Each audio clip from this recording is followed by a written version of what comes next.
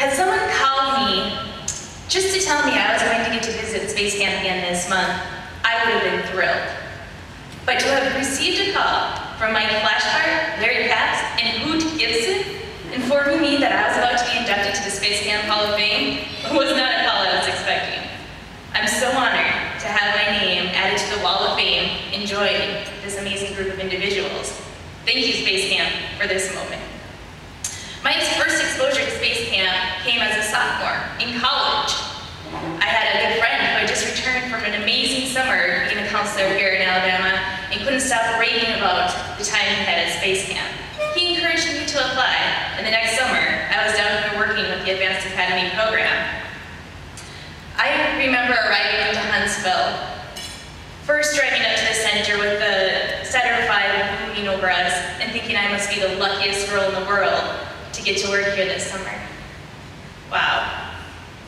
I'm pretty sure there was music playing in the background as we walked onto the site, something to the tune of Space Odyssey 2001. But immediately I felt at home and a part of this new family. We spent the first 2 weeks in intense training sessions, taking tests, making close friends, and preparing to inspire the multitude of students who were to come to camp that summer. We studied the history of space, rocketry, space weather, orbital mechanics, but the one topic that I became enthralled with was space physiology, learning about the amazing adaptations the human body goes through in the microgravity environment, learning about the challenges of keeping the human body in one piece while they travel in a tin can at 17,500 miles per hour in the vacuum of space. And perhaps Mary Roach has recently described it best, the curious science of life in the void. Amazing.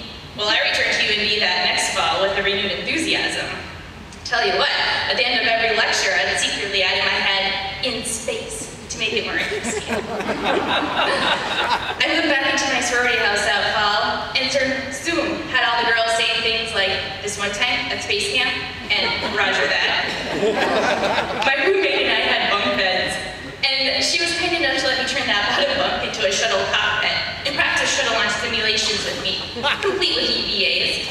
We would egress through the rungs of the ladder up to the top bunk, and then float around the room. Keep in mind, I was 21, and I was in love with space. That is the power of space camp, and that enthusiasm has stayed with me. My senior year, I found a graduate program at the University of Colorado I thought had been developed specifically for me. The program was called, as you heard, Bioastronautics and Microgravity Sciences, and it was built right off of the lessons we had taught here at Space Camp. It was a one-of-a-kind program, and lucky for me, I was accepted, because it was the only program I applied to. I had to be there. Well, I started that next fall, turning down job offers in the chemical engineering field, returning to Space Camp for one last summer of fun before I started my graduate studies. My first year, I started looking for research opportunities, and boy, did I find one. I started doing research with Bioserve Space Technologies, and the rest is history. 4 years later, I was sending an experiment into space, testing a novel countermeasure to muscle loss. We had sent 24 brave little mousestronauts into space, only to have them come back stronger than ever. We had shown and proven the efficacy of this novel countermeasure that would not only help muscle loss during spaceflight, but help thousands of patients here on Earth someday with debilitating muscle waste diseases. Well, after that time, after I defended my dissertation, I moved up to Seattle to begin some postdoctoral work with an amazing researcher, Dr. Peter Kavanaugh, who had 20 years of research in the spaceflight program. He has provided me the opportunity to work with a project where we have developed wireless sensors to monitor bone health during long-duration missions to the Moon and Mars, maybe even that fifth Lagrange point. I've worked closely with the NSBRI and NASA-led Research Center on this project and can't wait to get a taste of more. Well, when I told people I was being inducted to the Space Camp Hall of Fame, they would of course say, wow, cool, congratulate me. And then with wrinkled noses ask, aren't you too young? Well, I told them, I've spent 10 years working with the space program in one way or another, and I am so so honored to have added this to my resume. I, of course, haven't done this all on my own. I've had amazing support over the years. With a mom who has worked as a radiated technologist for 36 years, and a dad who gave 35 years of service as an elementary educator, it's no wonder I took up an interest in bone science and graduated in the 23rd grade. Thank you, Mom and Dad, for always encouraging me to do my best. I've had an amazing network of friends, many of them made during my time here at Space Camp, to share my enthusiasm and encourage me along the way. My best friend and husband, who's here with me today, may have been my #1 supporter and cheerleader along the way, and we pursue this dream to be part of the world's leading space program together.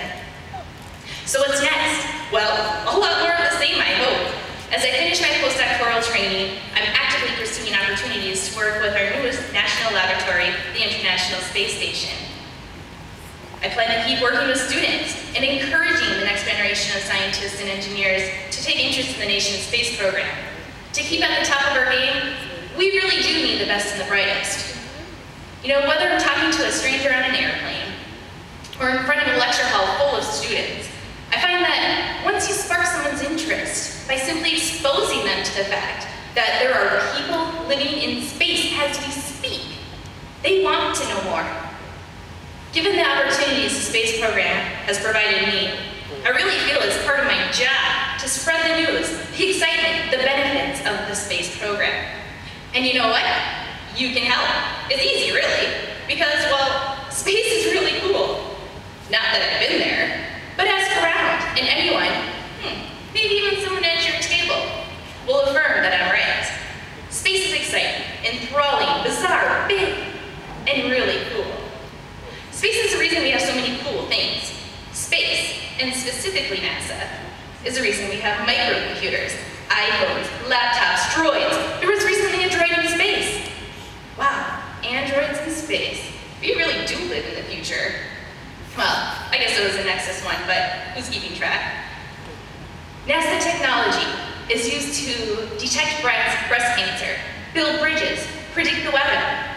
NASA is why Michael Phelps is so fast. Well, why his students so fast anyways. NASA is the reason we have Space Camp. NASA is exciting, space is big, but I don't have to tell the people in this room that.